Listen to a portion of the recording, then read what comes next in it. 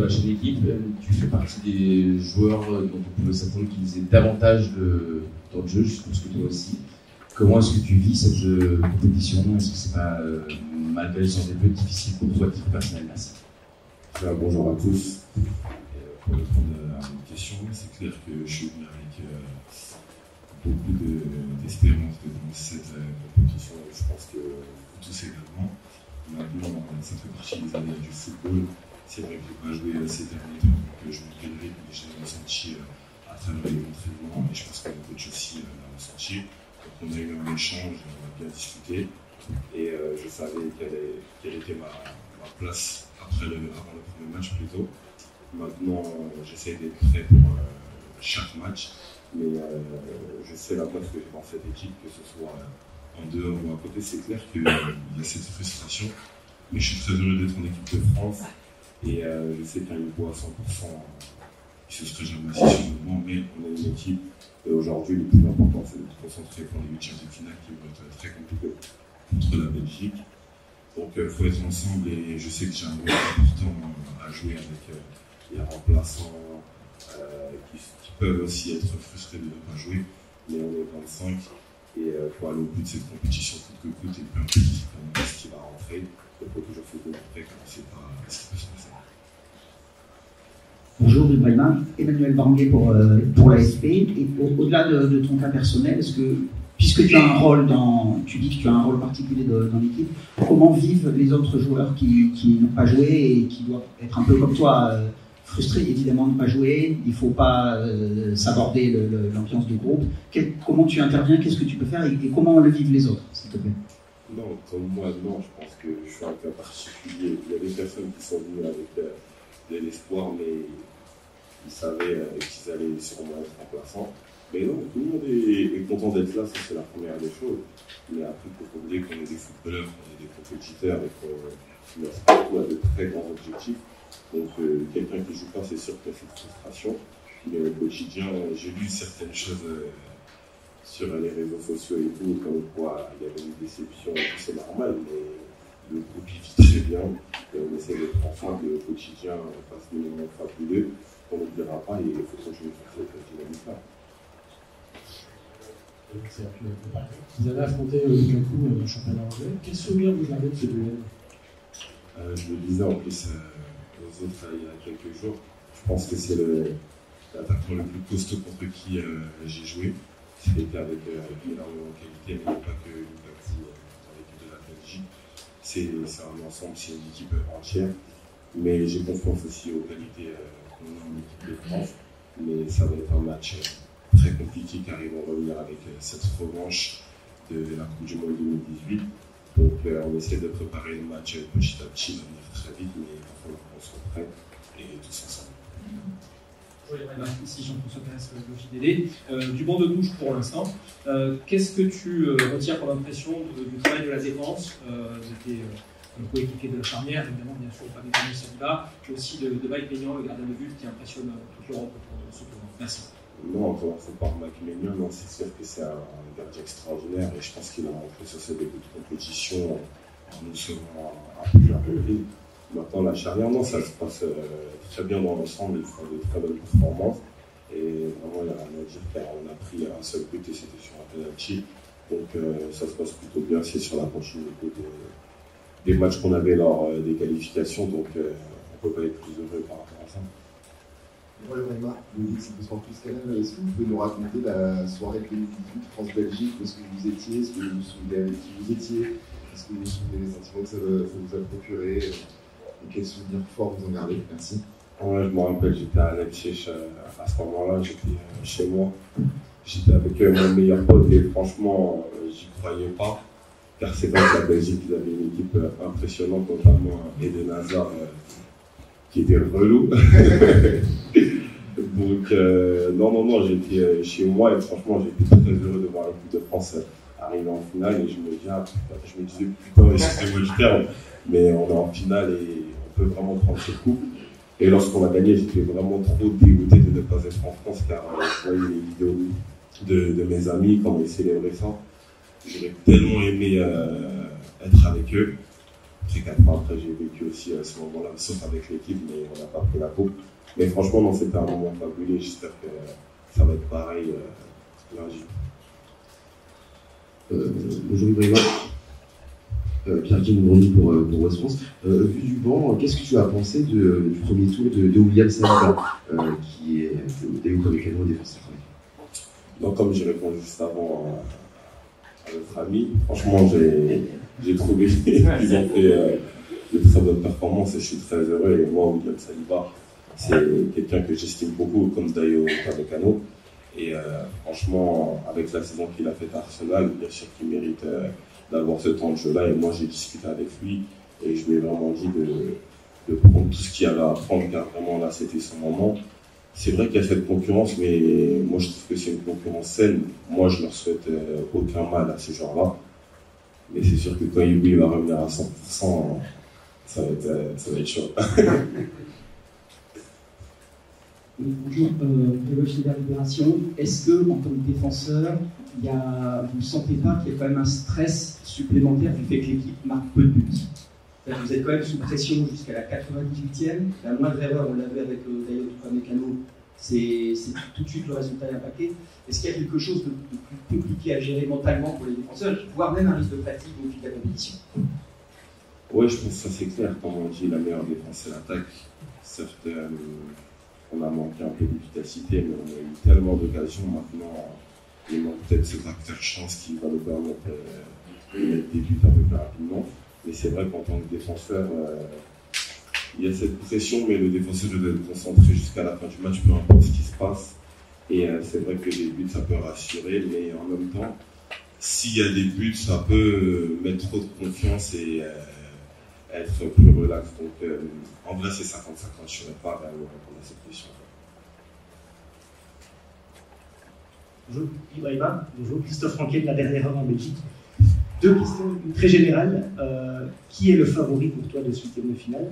Et la deuxième, beaucoup plus précise, pour revenir sur 2018, tu parlais tout, tu avais vu le match. Un mois plus tard, tu jouais avec un joueur belge à Leipzig, Massimo Bruno. Je ne sais pas si tu connais. Massimo Bruno. Je ne sais pas si tu te souviens. Oui. Est-ce que quand c'est comme ça, on se permet de chambrer? Non. Vous pouvez répéter la première question, je l'ai oublié déjà. Qui est le favori? Entre nous et la Belgique? Non, c'est très compliqué de répondre à cette question. J'ai vu une phrase de Kevin De Bruyne qui disait que la France était favorite. Non, faut pas tomber dans ce piège-là. Là, ils essaient de mettre toute la pression de l'autre côté, mais non, ça c'est faux. Il n'y a aucun favori.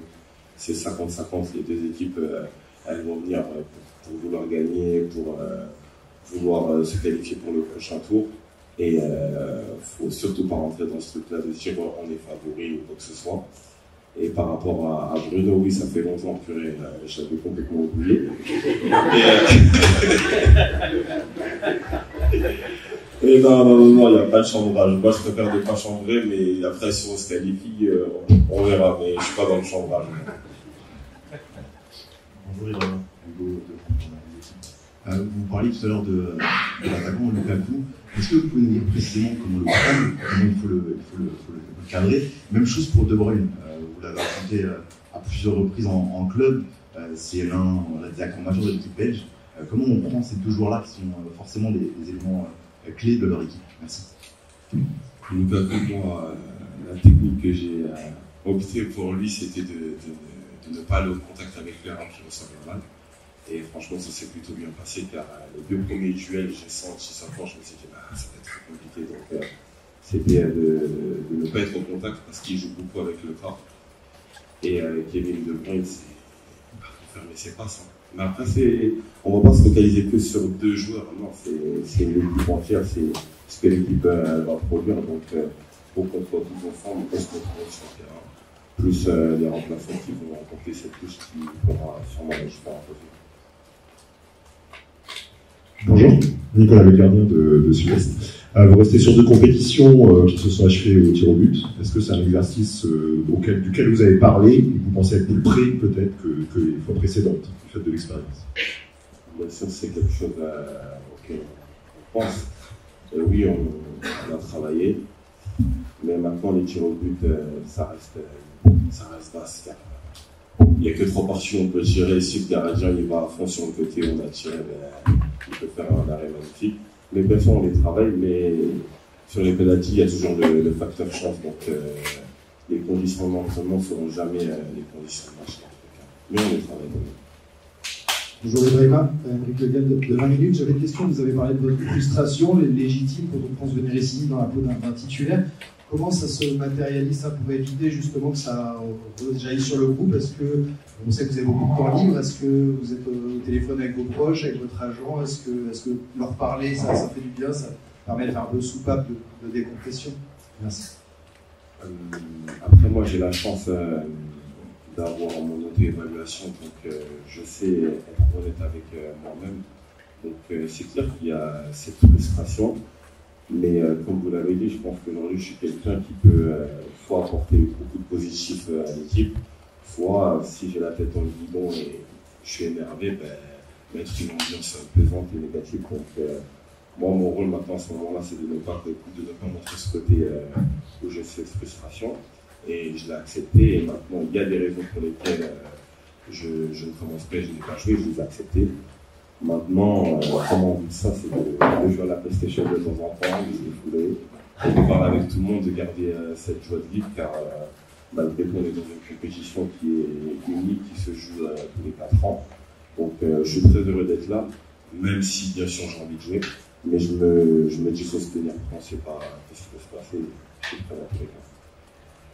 Bonjour Ibrahima, Baptiste Després, Le Figaro. Est-ce que vous trouvez les Belges plus malades que vous, que l'équipe de France, après le premier tour? Plus malades, plus en difficulté que vous. Et deuxième question, qu'est-ce que vous pouvez dire finalement aux supporters, ou même aux gens en général en France qui s'inquiètent, après notamment le dernier match de l'équipe de France?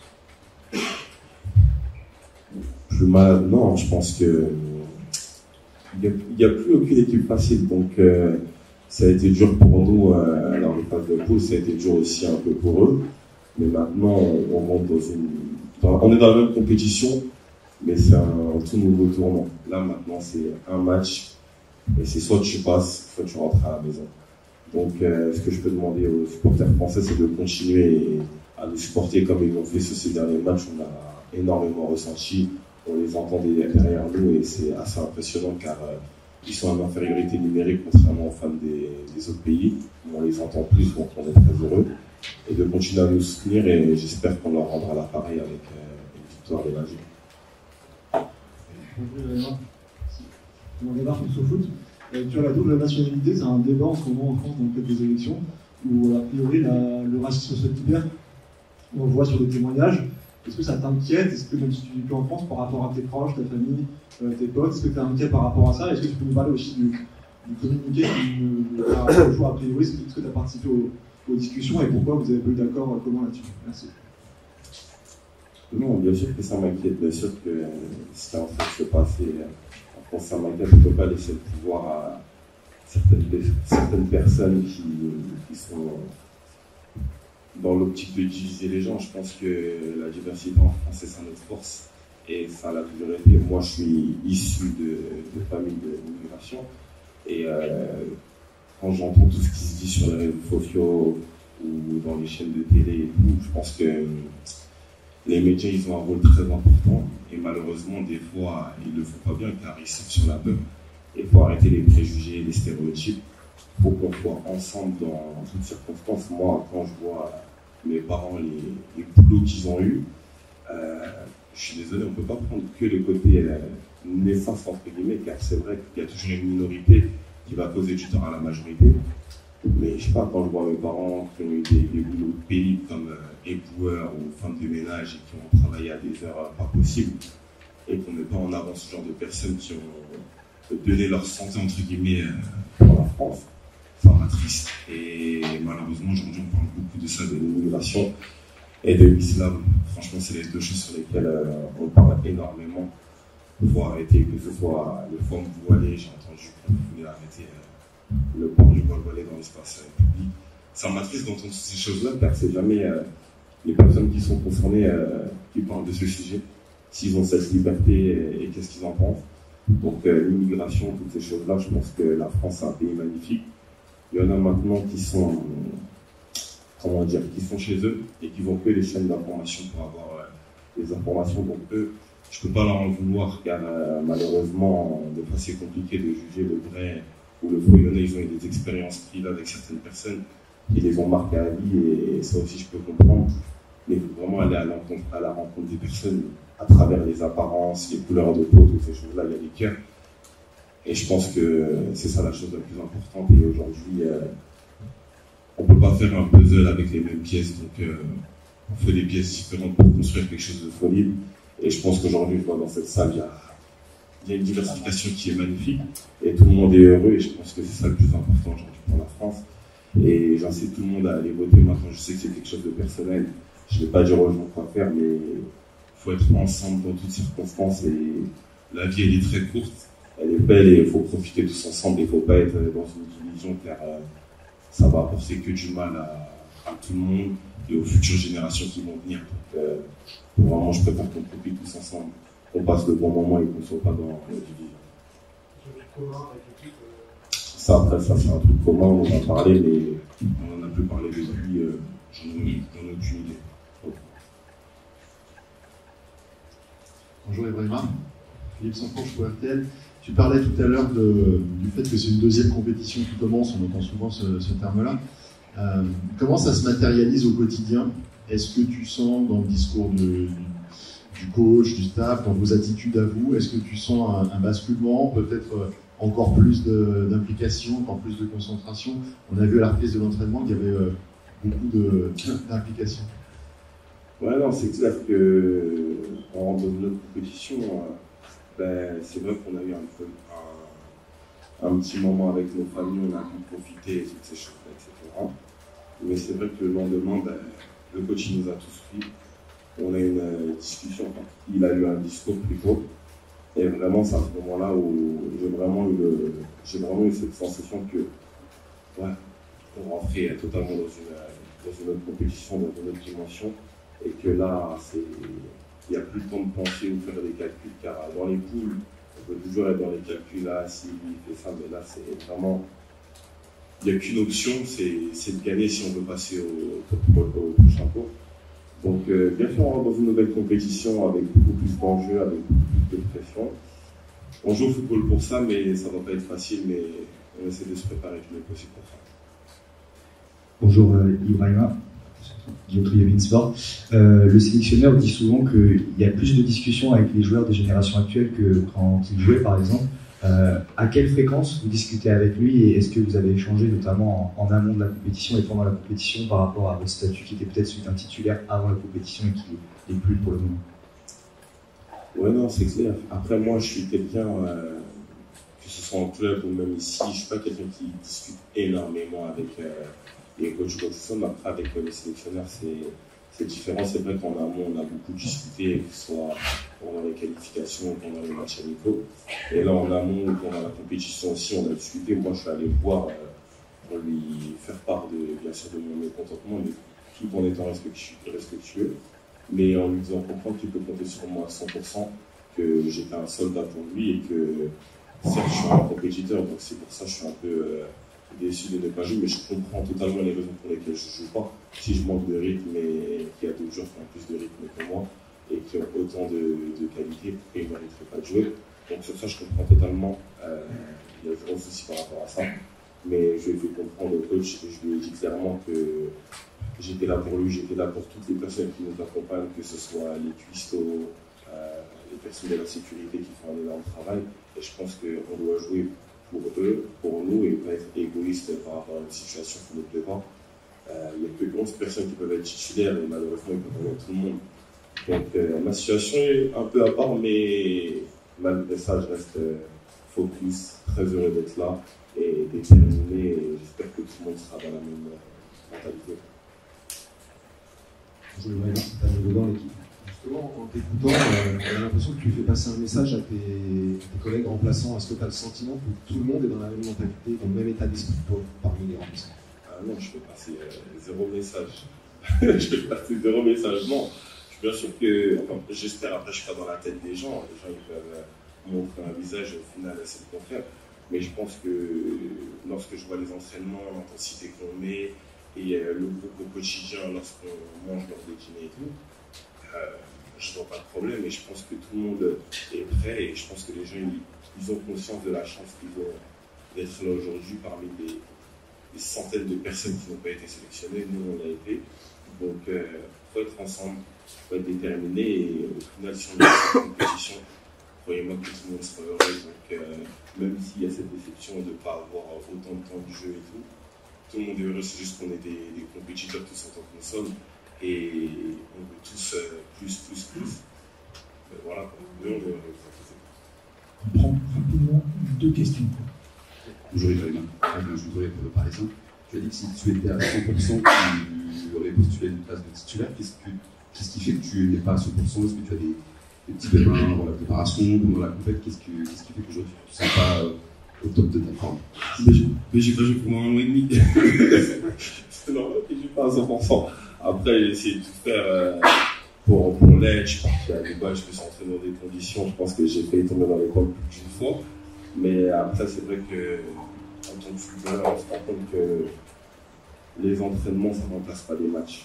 Donc, c'est un tout. C'est pas que la condition physique, c'est l'adaptation, c'est des petits détails. Et je pense que j'ai mis la barre tellement haute qu'on voit la différence directe lorsque je pars à 100%. Donc, non, maintenant, si on avait plus de genres de préparation, comme le coach m'a dit, je pense que je l'aurais été. Mais la préparation, elle était très short. Mais ça fait partie du football et en même temps, ça a été une bonne leçon pour moi. Donc, je n'ai pas dans l'apprendre. Donc, je prends surtout le positif de cette situation pour que je sois le bon par la suite. Bonjour, Ibrahima, c'est Lassana, camarade de Africa Football United. Ibrahima, j'ai 2 questions à vous poser. Vous ne jouez pas, vous êtes sur le banc, c'est-à-dire que vous voyez bien le jeu. Depuis le début de la compétition, quel est le joueur de votre équipe qui vous a le plus impressionné? Et quel est le joueur qui vous a le plus inquiété? Non, qui était là.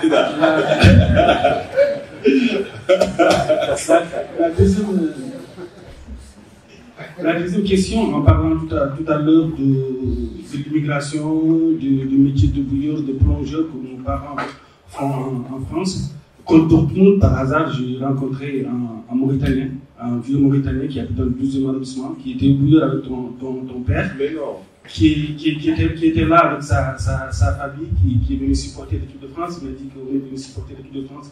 Et en plus, on est venu supporter Brahima, parce que Brahima, dans le quartier, dans le 12e arrondissement, chaque fin du mois, je donne il donne un montant, chaque père de famille.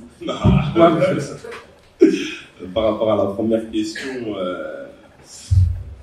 le joueur qui m'a le plus impressionné, c'est N'Golo Kanté. Ça, c'est sûr, car j'ai jamais eu la chance de jouer avec lui. Mais en le voyant à l'entraînement lors du match, je pense qu'on peut voir, c'est pas anodin qu'il ait eu 2 fois de suite le trophée d'homme du match, mais il apporte un soulagement, un fois défensif ou en général à l'équipe qui est assez impressionnant. Et franchement, j'aurais tellement aimé jouer avec lui, vraiment c'est dingue. Ensuite, pour le joueur qui m'a le plus déçu, c'est ça? Non. Ça, j'en ai pas. Non, personne m'a déçu. Non, je ne peux pas dire ça. Personne m'a déçu, jamais de la vie, mais je vais répondre à ça, ça n'existe pas ça. Et par rapport à l'autre, c'était pas une question, mais c'était plutôt une affirmation. Franchement, c'est fort possible qu'il y ait cette personne qui ait travaillé avec mon père dans le passé. Après, moi, j'ai jamais connu les collègues de mon père, mais s'il est venu me supporter, c'est un grand bonjour de loin. Et non, maintenant, on aura besoin, en tout cas, c'était la dernière question, on aura besoin de vous tous, même si on a des trucs un peu bizarres là. Faut arrêter les conneries, hein. Bon, ça, je suis formé comme un binga, il va venir après, il va me dire tout ça. Ouais, il est là. Non, mais en tout cas, l'équipe de France, j'espère juste qu'on va aller loin dans cette compétition. Et sachez qu'on est très heureux d'être ensemble aujourd'hui. Et j'espère qu'on va aller tous ensemble et qu'on pourra célébrer tous ensemble à la fin de la compétition.